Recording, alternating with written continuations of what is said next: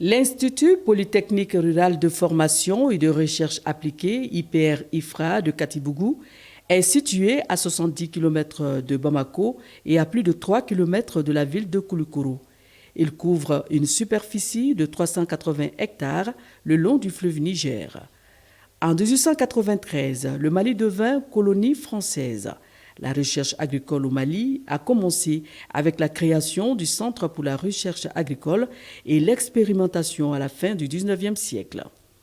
En 1897, cette station fut transférée de Kati à Katibougou et resta pendant de nombreuses années la seule station de recherche et de formation agricole du Mali.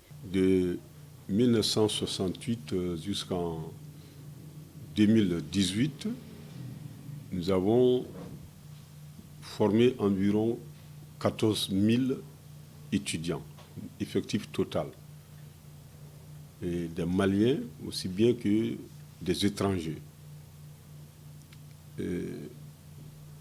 En dehors du Mali, les pays dont les étudiants sont chez nous sont comme le Burkina Faso, le Bénin, le Cameroun, le Congo-Brazzaville, la Côte d'Ivoire, Djibouti, le Gabon, les îles Comores, Madagascar, la Mauritanie, le Niger, le Rwanda, la République centrafricaine, la République démocratique du Congo, le Sénégal, le Tchad, le Togo et le Niger. Dans le cadre de la recherche, les axes principaux sont la nutrition animale, la biotechnologie végétale, donc qui nous a permis actuellement de maîtriser dans la sous-région. Cette naissance de l'IPR traduit la volonté politique des pouvoirs publics maliens aux premières ères de l'indépendance politique de doter le pays de structures de formation aptes à favoriser, à moindre frais, l'accès du monde rural au développement qui demeure un enjeu vital pour l'économie encore jeune et en pleine mutation de notre pays.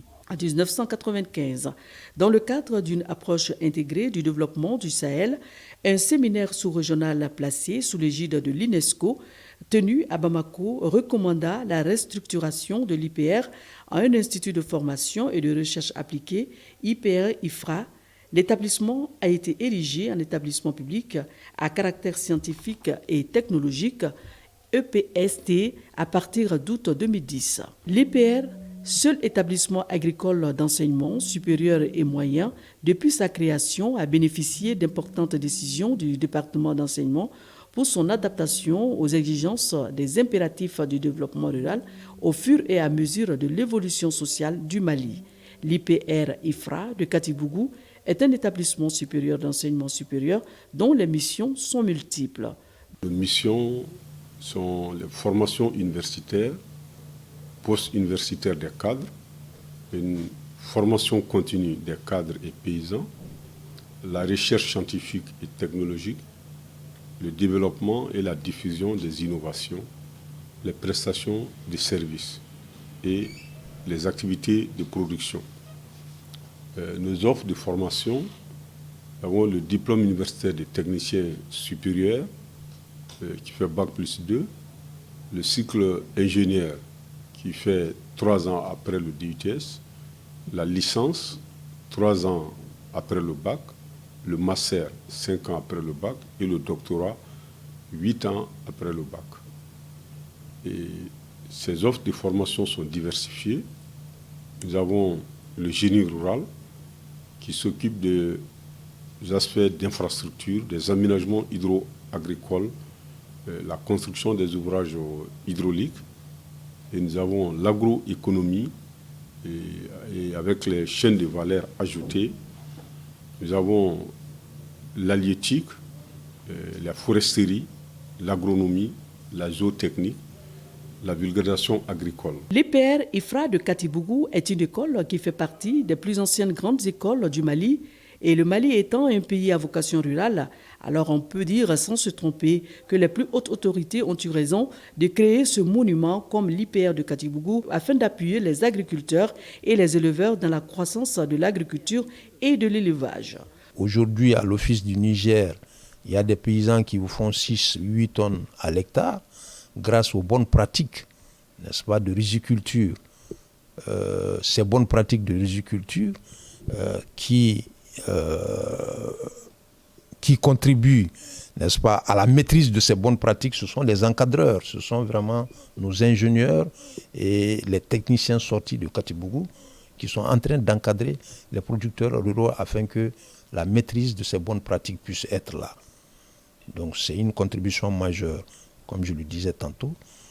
Produire 6-8 tonnes à l'hectare en Afrique, ce n'est pas donné vraiment à tous les pays. Autre aspect, nos ingénieurs zootechniciens ont eu une bonne dose de formation en santé animale. Les premiers à avoir eu les mandats sanitaires et autres en matière vraiment de santé animale sont des sortants de l'IPR de Katibougou.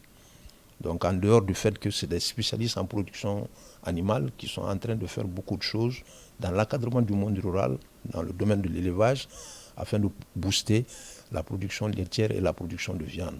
Autre aspect, la conservation de la nature, la protection, n'est-ce pas, des ressources ligneuses, des ressources en eau et autres, est assurée par les spécialistes en eaux et forêts.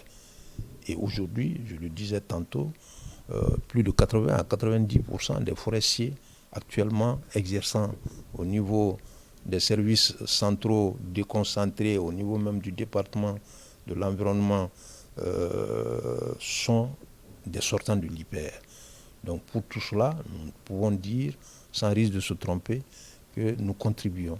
L'IPR a contribué et continue toujours de contribuer à ce que le développement rural dans son ensemble, dans notre pays, puisse connaître l'essor tant entendu et aller dans l'atteinte de la sécurité alimentaire dans notre pays. Les lapins que vous voyez sont des lapins de souche améliorée, c'est-à-dire que nous avons obtenu nos sujets à partir des croisements entre les races européennes et nos races locales, ce qui nous donne les sujets que vous avez en face. PR a conçu cet élevage, c'est pour former des étudiants dans le domaine de l'élevage du lapin pour qu'en fin de cycle, ils puissent s'auto-employer. C'est des poulets Wassaché, communément connus sous le nom de trois quarts. Donc ces trois quarts généralement ont été produits par Sotiba et à partir d'une race locale et une race exogène. Et ce sont des poulets à double faim, c'est-à-dire des poulets qui sont capables de produire de la viande et en même temps des œufs. Vous êtes au niveau de l'écloserie, donc du poisson chat africain, ce qu'on appelle communément le Clarias lazera. Donc cette espèce-là a des difficultés de se reproduire en milieu artificiel. Donc c'est pour cela donc, on va faire la reproduction donc, hormonale, donc artificielle, donc, en utilisant des hormones. Au sein de l'IPR IFRA de Katibougou, on y trouve un laboratoire d'agrophysiogénétique et de biotechnique végétale qui est une unité de recherche du département d'enseignement et de recherche des sciences et techniques agricoles et un laboratoire qui détermine les aliments nutritifs du sol. Par rapport à la micropropagation, à l'option micropropagation, nous avons la pomme de terre et le bananier. C'est-à-dire l'intérêt de cette technique est qu'en un laps de temps, nous arrivons à multiplier, à produire un nombre important de clones. C'est-à-dire dans cette voie de multiplication, c'est les clones que nous produisons, c'est-à-dire des individus qui sont identiques entre eux et identiques au pied mère. Voilà, donc dans le cas du labo, c'est la pomme de terre et le bananier qui sont beaucoup utilisés et présentement nous avons encadré, chaque année nous encadrons en fait des étudiants sur ça. Ici nous déterminons les éléments nutritifs du sol, c'est-à-dire nous déterminons le pH du sol, les phosphores dans le sol, le taux de phosphore dans le sol, les taux de carbone dans le sol ou la matière organique, les taux d'azote dans le sol, le taux d'humidité, la porosité, la densité apparente. L'agriculture biologique sans utilisation d'engrais chimiques y est aussi pratiquée. Nous faisons la production des cultures vivrières, industrielles et horticoles sans utilisation d'engrais chimiques de synthèse ni de pesticides chimiques de synthèse. À leur place, on utilise les extraits naturels des plantes qu'on appelle biopesticides et le compost et sur ces différents aspects. Compost à base de bouse de vache, compost à base des résidus des plantes, compost à base des lombriques. Une école vise le développement rural au Mali. C'est bien l'IPR IFRA du Katibougou selon des étudiants. C'est une école agro-silvo-pastorale. Donc c'est voilà mes raisons vraiment qui m'ont poussé à venir à l'IPR. Et puis à cause de la qualité de sa formation. Parce que de nos jours, au niveau de l'enseignement supérieur, je ne pense pas s'il y a une école dans laquelle quand même il y a aussi de sérieux que l'IPR. Quand même l'IPR fait partie quand même de ces meilleures écoles. Pour l'honorable Sambou Sangaré, directeur général de l'IPR de 1969 à 1978, l'IPR IFRA est aujourd'hui une fierté nationale et une référence dans la sous-région. L'IPR est maintenant un interlocuteur incontournable des grandes institutions de formation et de recherche agronomique dans le monde. J'arrivais, il y avait 307 élèves. Et quand je quittais, il y avait 1850 élèves et étudiants. Et avec 9 nationalités présentes et des jeunes filles qui s'étaient finalement destinées à l'agriculture, ce qui aussi est à signaler. Katibou a fait de Koulikoro, la ville de Koulikoro, la deuxième ville universitaire du Mali. Le logo de l'IPR IFRA appartient au style de la région de Koulikoro. C'est un animal hybride dont la forme horizontale représente la plante. Les cornes et la queue étirées et courbées vers le haut sont les ramifications qui s'élancent vers la lumière du ciel. Sa couleur ocre est celle du soleil, de la terre nourricière. Le bleu est l'eau, source et support de toute forme de vie. Il repose sur le globe terrestre.